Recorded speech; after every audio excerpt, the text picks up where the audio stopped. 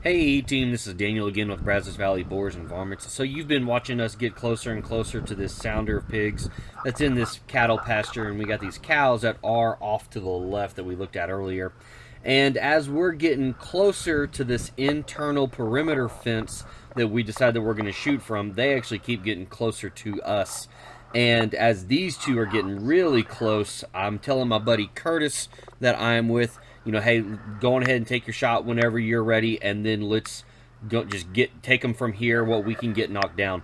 Two things I screwed up. One, forgot to have him push record on his scope, and then the second one we're going to talk about here in a second. So here we go. You're ready.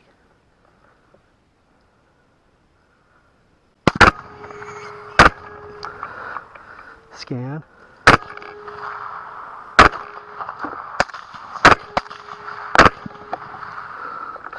That's house. Let it go. I know the house is further. Just wait. I gotta send one.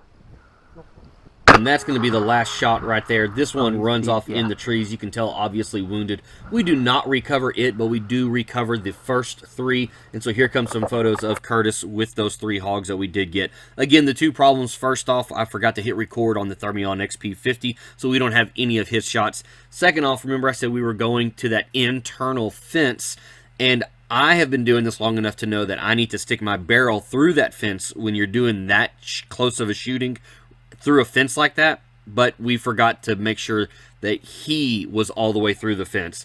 And you can tell he shot that top wire. It spun apart, and this is exactly why I keep heavy gauge wire and pliers in my truck so we could make that patch right there. Had to call the landowner the next day and draw him a map of exactly what all happened, where it happened, but he turned out to be really happy about it. Okay, with the fact that he does have a patch job. But so guys, just be aware of where everything is, including fences. Bye.